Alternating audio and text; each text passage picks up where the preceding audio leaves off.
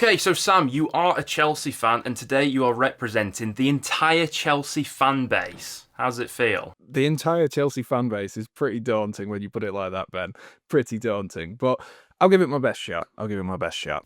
I reckon you'll be alright. So 10 questions, all about the club you support, all multiple choice. And we want you guys to be involved in the comments down below as well. So feel free to get involved with the quiz and leave your score in the comments. But without any further ado, let's jump in. So starting out with a Jose Mourinho related question. Which player made the most appearances at Chelsea under Jose Mourinho? Was it A, Petr Cech, B, John Terry, C, Frank Lampard, or D, Didier Drogba? Obviously, all of them made plenty of appearances for the special one, but who comes out on top? Yeah, that's a hard one. I think the one that I'm going to eliminate straight away is Drogba because he had a few years away.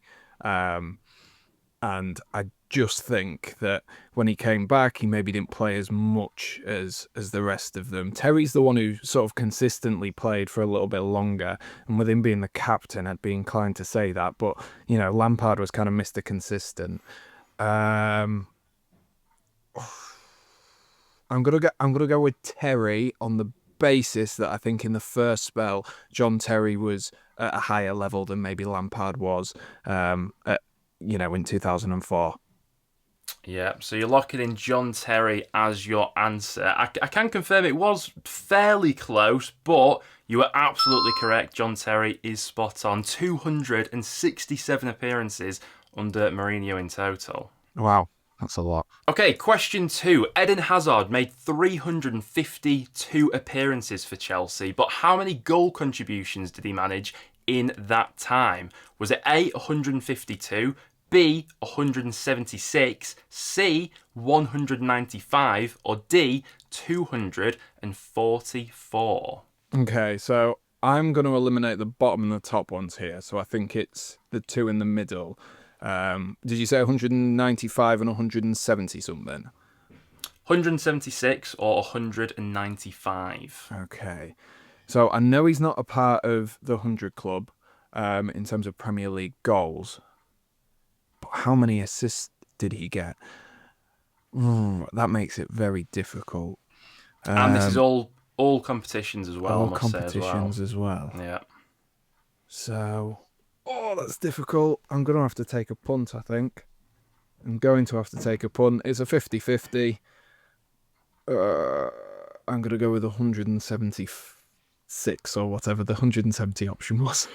Yeah, well, I can confirm that you did get it down to the correct 50-50, so you were right to rule out 152 and 244. But unfortunately, it was 195 goal contributions. You underrated him a little bit there. Yeah, no, I did. I kind of, I've got in my head about the Premier League thing, and then trying to work out, did he then score? I think he scored in the 80s for Premier League goals. Did he then score another 100 and score an assist another 100?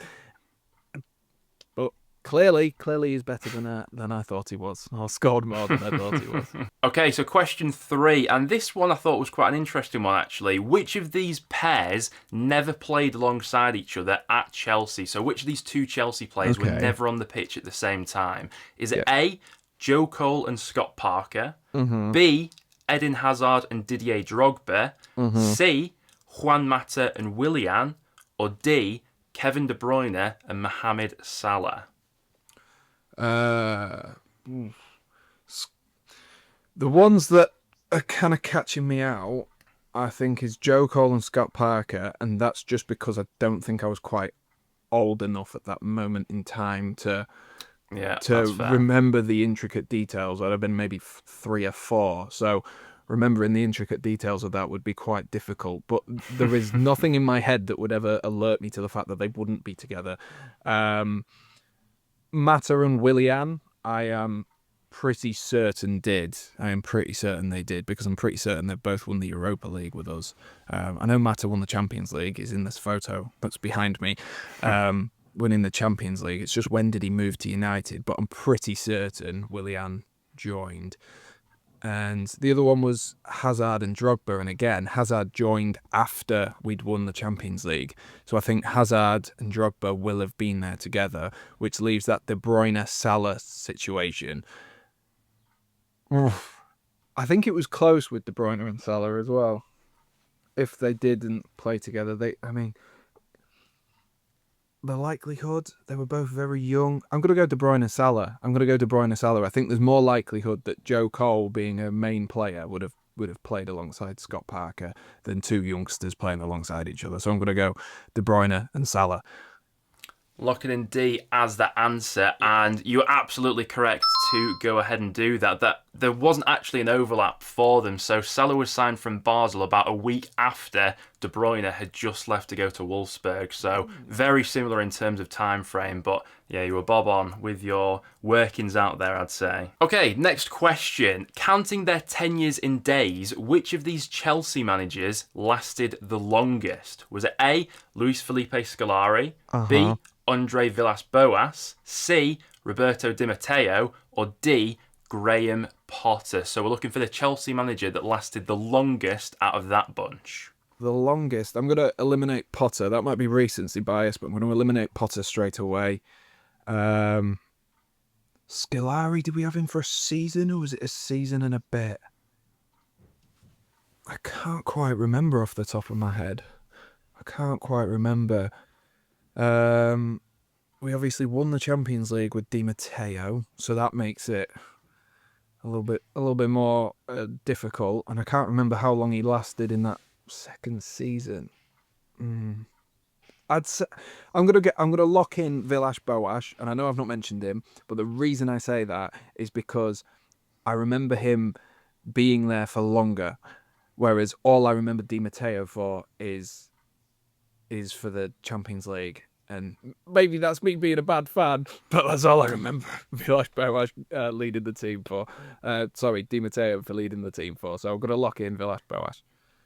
So once again, I'd say your working out was pretty bob on there. You've got it down to the correct 50-50. The two that were in the job longest out of all those were Di Matteo and Villas-Boas. But unfortunately, you've chosen the wrong 50-50. It was Di Matteo. Only 6 days longer in the job, though. So incredibly close between those two. So I wouldn't feel too bad about not getting it. Yeah. I honestly, I didn't think that Di Matteo had been in the job that long. So, yeah. Maybe I've blanked out that moment in time a little bit more than I thought I had. Yeah, it's all good. Okay, for the next question, which of these players never won a Premier League Golden Boot whilst playing for Chelsea? Okay. A, Jimmy Floyd Hasselbank. Yeah. B, Nicolas Anelka. C, Didier Drogba. Or D, Diego Costa. So obviously all scored plenty of goals at Chelsea, but one of them never won the Premier League Golden Boot. Can you name them? Yeah, I think this is an easy one, actually. You'd be surprised. I'm going to lock in Diego Costa straight away here. I know that Anelka won one for us. Drogba had that season where he scored, I think it was 28 goals where he won one, and I think Hasselbank got two for us. So I think the 50-50 would be between Anelka and Diego Costa, but I know it's Diego Costa, so I'm going to lock in Diego Costa. Yeah, I am pleased to say that you have got a 50-50 spot on this time. You are bang on with that. I was fairly surprised when I had looked into that and that he'd never won a Premier League Golden Boot. But yeah. I suppose, is that just a bit of a trivia fact that goes around the Chelsea fan base? I think it's one of those, when you look at Diego Costa as a player and you take him out as an entity, you go, oh, that's a great player. Of course he's won a Golden Boot. But then you look at who he had in the Premier League at the time that Diego Costa was there. I'm not sure if Suarez was still there, but you definitely had Aguero and Kane who were firing. And so all of a sudden it goes, Aguero used to score 20 plus goals every season. And so if you're going to beat Aguero and Kane, it's a big ask. Nice easy one, actually, that one for me, surprisingly. Yeah, you take them every day of the week. I'm interested to see how you fare with this one. Okay. And it's, who is Chelsea's all-time top appearance maker from overseas? So the four possible answers you've got for this one are A, Petr Cech, B, Cesar Azpilicueta, C, Branislav Ivanovic, or D, Gianfranco Zola. Oh, that's difficult, and that'll potentially catch me out as well a little bit, because and potentially a little bit too young to get Zola's prime. So I'll put him on a shelf for the time being, Gianfranco Zola, because I can't quite think off the top of my head. In terms of Ivanovic, he was vital for a long period of time, but I think Aspilicueta was there longer. I think Aspilicueta might have, again, I've mentioned earlier, the number of players who joined us after we won the Champions League. I think he joined at a similar time, and considering he left, was it last season now for Atletico Madrid? That's a long time, and he's been in the first team, playing pretty much 30 plus games a season in the Premier League for a long, long period of time. So I think I'm going to go between Petr Cech and Aspilicueta just for the pure longevity of it. Petr Cech, though, he did have a few sort of good keepers in there around him who will have taken some appearances off him. I'm thinking particularly Thibaut Courtois in his final couple of seasons took him off him. So I might go with Cesar Aspilicueta just off the fact that I think that Thibaut Courtois might have taken a few appearances off Petr Cech, which Thibaut Courtois would have overtaken with. Thibaut Courtois, Cesar Aspilicueta will have overtaken with. That's what I think. Aspilicueta. It's good working out once again. I can confirm there were only 14 appearances between Aspilicueta and Petr Cech, who were the top two in this category. But you are bob on. It was Aspilicueta. 508 appearances for Chelsea in total. Wow. I did not expect that to be that close. I was expecting maybe a 30, maybe like a whole season's worth of appearances swing, but that's very, very close. I think that shows how underrated Aspilicueta has been over the last 10, 12 years for Chelsea. Okay, so this one may be a little bit before your time, I'm not too sure, so it may require a little bit of guesswork, but you may just go ahead and know it. Yep. So, in the 2004-2005 Premier League winning campaign under Jose Mourinho, who were the only side to beat Chelsea that season? Was it A, Manchester City, B, Arsenal, C, Newcastle, or D, Tottenham? Okay, I'm going to roll out Tottenham straight away. It can't have been Tottenham. It just can't have been Tottenham. Tottenham have historically such a bad record against us, and I don't think it could be Tottenham. It would be very Tottenham, though, if they did beat us in that sense. Newcastle in the early 2000s, that will have been the back end of the Shearer era, won't it? So, back end of Shearer, maybe Owens there. It wasn't the greatest of teams. It wasn't the worst of teams, though. So I don't think it's that. But that Man City team is pre takeover, isn't it? Yeah. I think, bearing in mind, I will have been the age of 4 or 5, and I have not reviewed this since in 20 years. I'm going to go with Arsenal purely on the fact that they were title challengers for most of the seasons through there. And if I go for a punt on any of the other ones and it is Arsenal, I'll look silly, won't I? So I'm going to go with Arsenal. I think you're working out for that answer is absolutely spot on. Unfortunately, the answer isn't quite right, but the way you worked that out is, surprisingly, Man City were the only team to beat Chelsea in the league that season, believe it or not. Wow, yeah. Like I say, I would have never have got to that because I haven't watched the match in 20 years, so I would never have known that. But no, like I say, if it had been Arsenal and I'd have taken a punt there, I think I'd have looked daft, wouldn't I? So yeah. Okay, question 8 in this quiz. Chelsea have never won a Premier League title without which of these players? Is it A, Frank Lampard, B, Didier Drogba, C, John Terry, or D, Petr Cech? That is very, very difficult. So we've got Lampard, Terry, Drogba, and Petr Cech, right? Yeah. They're your 4 options. Okay. So, will they have... I think they were... I don't think it's Drogba, and I think... I can't imagine it being Drogba, because I don't think he was around for one of the ones that we won. I'm trying to think of the years that we've won it now. We've won 5? 5 or 4? Oh my God, my brain is blanking now that you've said that. It's what the quiz does to you. It's what the quiz does to you. It's the pressure of the quiz. It's put me under it. I know we won the one before Leicester, the one after Leicester, and then we won back-to-back in 2000. Did we win one near 2010? I think we did, but I can't think what year it was, if we did win one. But now that I've said that, I can't think. Anyway, I'm getting distracted. I don't think Lampard wouldn't have been here for the one after Leicester because he's got. I'm pretty certain in that season he scored for Manchester City against us, so it's not Lampard. Um, Czech will have been potentially around, or will he have been at Arsenal that season? I think the easy answer is to go with John Terry, right? He's made the most appearances. He was there for ages. I think it's John Terry because I think that season, I think the question is, were they there for the season that we won it after Leicester won it? So it would have been the 16-17 season. I think Lampard was at City. I think obviously Drogba was nowhere near, so I can rule that one out. I think Lampard was at City. I think Cech might have already gone to Arsenal at that point, which then leaves John Terry, who I think was the captain, but Gary Cahill played most of the games instead of him. So I'm going to go with John Terry, if I've got that right. Yeah, it's strong working out. I feel like this is one of those questions that makes you overthink certain things, and it's a question of whether you go ahead and do that. But you said John Terry, and you were correct to go ahead and do that. He was there, part of all 5 of Chelsea's Premier League winning squads from between 2004 and 2017. So you've got that one bob on. Okay, so Didier Drogba is known for being Mr. Clutch when it comes to his Chelsea career. But during his Chelsea career, how many goals did he score in his 10 cup finals that he made an appearance in? Was it A, 6 goals, B, 7 goals, C, 9 goals, or D, 10 goals? So when you read the question, I was thinking 8. So that leaves me in a predicament, doesn't it? Because that's not one of the options. That leaves me in a real predicament. I don't know if that means then I eliminate the top and the bottom one as a result of it. But I don't. Honestly, like you say, there has been, what was it, 10 or 11 games? 11 games that 10 cup finals. 10 cup finals.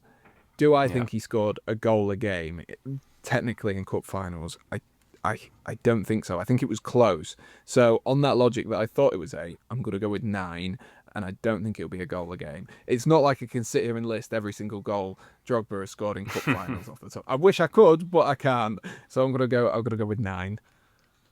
Going with 9, locking that in as your answer. I think instinctively, I'd have just looked towards one of the top answers because when you think of Drogba, you think of cup final goals. But you are correct. He did score 9 cup final goals in 10 appearances for Chelsea. So unbelievable record, but not quite won a game. Yeah, I did think, like I say, when you read it out, I did think that I'm not sure he got a goal a game. And so going off the premise that I thought it might be 8, go for the one that's closest to it. Okay, so we'll finish the quiz off with a bit of a historical question. This one's definitely going to be before your time, but you may just know it as a fact. Who was Chelsea's first ever shirt sponsor? Was it A, Gulf Air, B, Commodore, C, Omega, or D, Coors? Okay, so interestingly, what is very useful is I have a few retro Chelsea tops. Yeah, that'll help. And I know that Commodore is on one of them, and so is Coors. Coors is one, and I can picture Ruud Gullit in a Coors top, so it won't be Coors. We've got Commodore. Who was the other two? There was Gulf Air, and there was Omega.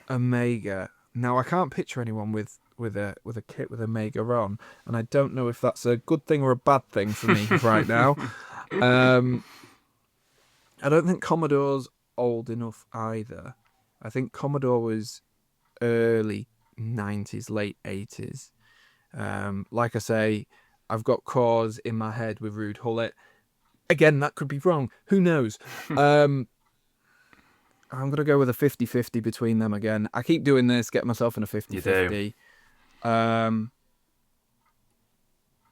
I'm gonna go with Gulf Air. Just because I just cannot picture the Omega top. I'm gonna go with Gulf Air and say it was that.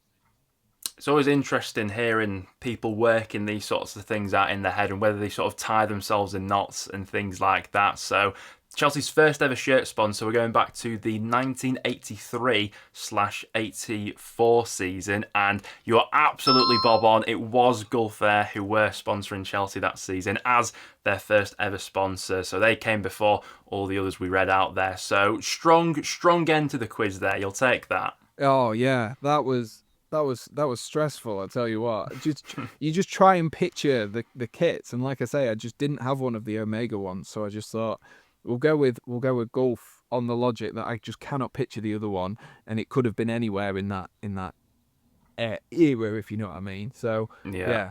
I'm pleased that the 50-50 paid off this time. So after tallying up the scores, you've gone ahead and scored 70%, 7 out of 10. What do you make of that? That's not too shabby, I'd say. Yeah, I'll take that. I'm maybe a little bit disappointed at some of the 50-50s, but when you keep putting yourself in the 50-50s, it gives you it makes you makes for a bad moment. You either get it right or you don't, and I guess that's how the world works, really, isn't it? But yeah, no, I'll take a 7 out of 10. It wasn't a complete embarrassment, and that's all I'm here for, really. Exactly. And we'd like to know from you guys in the comments down below, did you fare any better than that? Do drop your scores down there. And if you'd like to see more quizzes coming out in the future as well, make sure to show your support on today's video. But Sam, thank you very much for joining us. You're welcome. Thank you very much for not fully embarrassing me. And we'll see you guys in the next one.